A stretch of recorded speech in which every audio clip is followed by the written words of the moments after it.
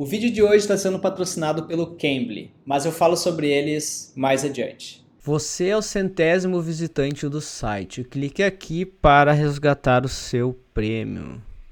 Isso aqui parece interessante. Todos nós sabemos que a internet é um lugar meio perigoso, né? E nós, programadores, a gente pode ser a primeira linha de defesa contra essas ameaças, contra o uso, a modificação, a destruição, a interrupção não autorizada. E o primeiro passo, eu acredito que seja estar ciente ao saber das principais ameaças, antes de a gente começar a escrever as nossas linhas de código. Principalmente, claro, se tu é um profissional que trabalha com desenvolvimento web. Claro que se tu tá, começando agora no desenvolvimento web, tu talvez não seja o melhor momento para que tu possa estudar como deixar um site seguro, porque afinal tu ainda não criou nenhum site.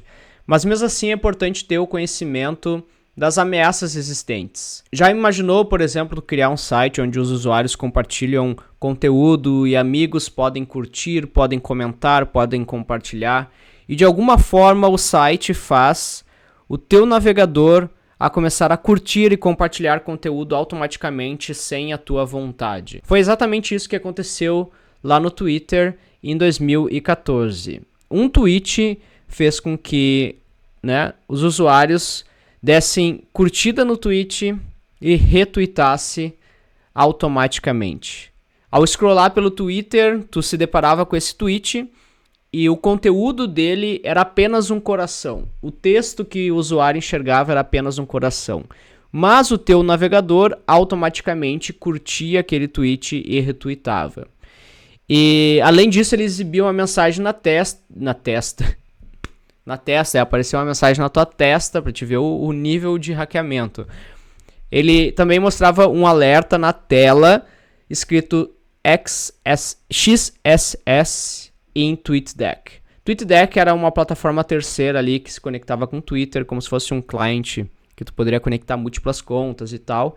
Mas enfim, já deixava ali uma pista do que se tratava essa vulnerabilidade que foi deixada no Twitter, no site, que é o XSS. Esse é o famoso cross-site scripting, e é a primeira ameaça que eu quero explicar para vocês hoje.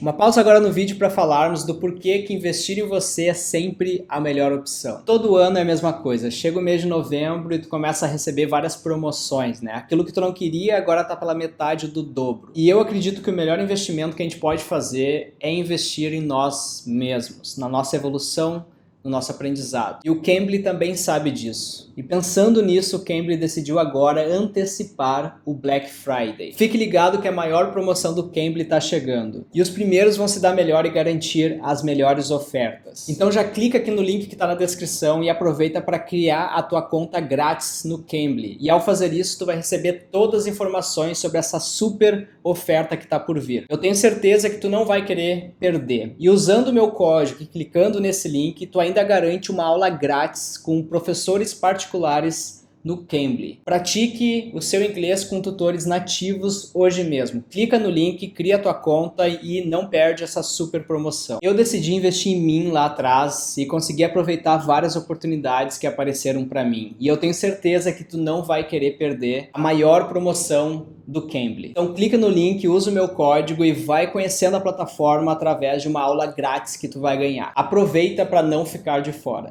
XSS é um termo usado para descrever uma classe de ataques, tá? E essa classe de ataques vai permitir com que o invasor ele possa injetar scripts no teu navegador através do site. Se pegar aquele tweet ali em questão e a gente executar apenas o trecho daquele script no navegador, vocês vão ver que um alerta vai aparecer. Aquele alert XSS em TweetDeck. Mas o invasor não precisava que tu fosse lá no teu navegador e executasse aquele script propositalmente, tá? O próprio site do Twitter, ao tentar exibir o tweet do invasor na tela, iria executar aquele texto do tweet como um script. Isso se deve ao fato porque o texto estava contendo ali as chaves dos scripts, né? Abre e fecha a execução de um script. Se tu trabalha com JavaScript, tu vai ter entendido ali o que eu quero dizer. O teu navegador, ele não está nem aí para isso, tá? O Chrome, o Bravo, o Safari, o Firefox, eles não vão bloquear essa execução não intencional.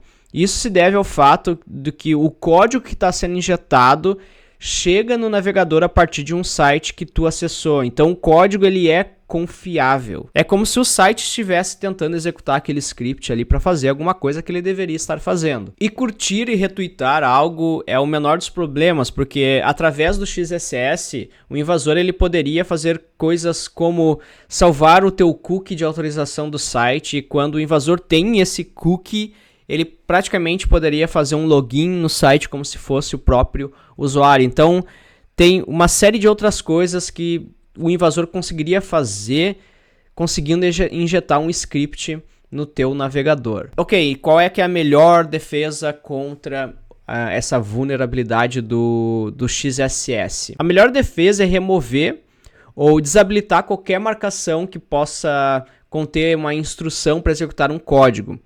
No HTML a gente consegue incluir elementos como script, object, embed, link. Então limpar, né, o texto que o usuário inputou seria uma defesa, e essa defesa se chama input sanitization, ou no português, sanitização de entrada. Basicamente tu está limpando ali a entrada de dados que o usuário fez. Nesse caso o usuário seria o invasor. Mas tem outro problema também que eu gostaria de falar para vocês hoje, que é o SQL injection. Em 2019 alguns jogadores do Fortnite tiveram suas contas acessadas por hackers. Isso foi feito através de uma ameaça que é a mais simples e mais famosa, que é o SQL injection. Uma série de vulnerabilidades foram encontradas já no Fortnite, na verdade, incluindo também o cross-site scripting, que a gente acabou de falar, o XSS, e um problema também com o desvio de firewall de aplicativo web.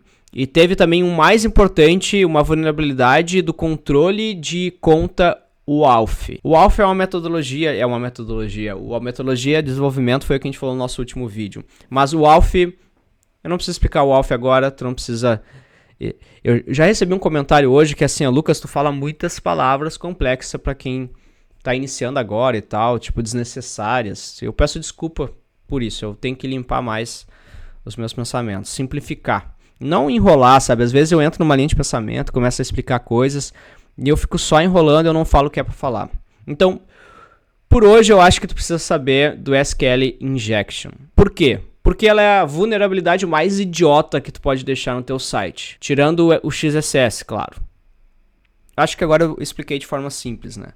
As vulnerabilidades de injeção de SQL, elas permitem que um usuário mal intencionado consiga executar um código SQL em uma base de dados, tá? E isso acontece quando a entrada de informação pelo usuário ela é passada para uma instrução SQL e altera o significado daquela instrução. Por exemplo, se tu quer escrever uma instrução SQL, que seria um comando SQL, para filtrar em uma tabela de usuários, um usuário com o nome Lucas Montano, tu teria mais ou menos um statement, né, uma instrução como essa aqui que eu vou colocar na tela. Se vocês forem ver ali, eu estou deixando o usuário imputar uma informação na minha instrução, que é o username, que é o nome do usuário. Se o usuário especificar um nome real, a instrução vai funcionar conforme o esperado, certo? Vai filtrar na tabela de usuários com o nome Lucas Montano. No entanto, se um usuário mal intencionado puder alterar o comportamento dessa instrução SQL por uma nova instrução, como por exemplo, injetando uma outra instrução, eu tô falando certo, injetando uma outra instrução no lugar do nome. E como que se pode fazer isso? Usando a aspas simples. Se ao invés de colocar Lucas Montano como entrada daquela instrução SQL, eu colocasse esse texto aqui, o valor acima, esse valor no caso aqui que eu coloquei na tela, ele seria executado de uma outra forma. Se a gente completar a instrução inteira, basicamente o que a gente está falando para SQL é que a gente está fechando aquele input de entrada, colocando ponto e vírgula para iniciar uma nova instrução.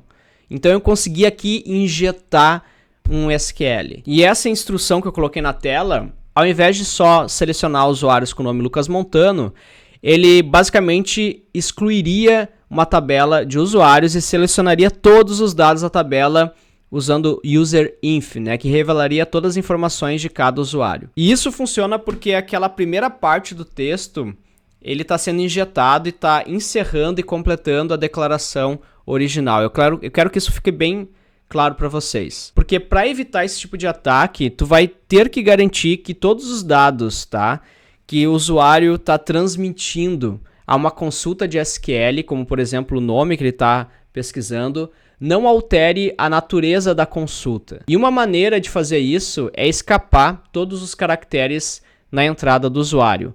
Então, a instrução SQL trata aquele caractere do hífen como o chave simples, né? Como o início e o fim de um literal string, né? Então, ali a gente está fechando a string. E para a gente considerar esse hífen não como um comando de iniciar e encerrar uma string, mas sim como um texto normal, a gente precisa escapar esse caractere. E quando a gente fala escapar, nada mais é do que colocar uma barra invertida na frente do caractere, tá? E fazendo isso, a gente escapa o símbolo e a gente diz para o SQL para tratar ele como apenas um texto. Então ele trataria como esse texto que está aqui na tela. Essas são duas das vulnerabilidades que uma pessoa que está iniciando na programação e construindo um website pode deixar picando para qualquer hacker aí amador e principiante, tá? Qualquer hacker amador vai tentar fazer SQL injection e utilizar de XSS. Seja o que for que tu faça para melhorar a segurança do teu site, tu sempre deve limpar todos os dados originados pelo usuário, antes que esses dados sejam exibidos pelo navegador ou usados em uma consulta SQL ou passado para um sistema operacional ou chamada de sistema de arquivo. Seja o que for, tu tem que tratar, sanitizar os dados que forem imputados pelo usuário. Lembre sempre, o invasor ele pode estar se passando por um simples usuário. Por que eu estou apontando para vocês? A lição mais importante que tu pode aprender sobre segurança de sites é nunca confiar, então, nos dados vindos do usuário.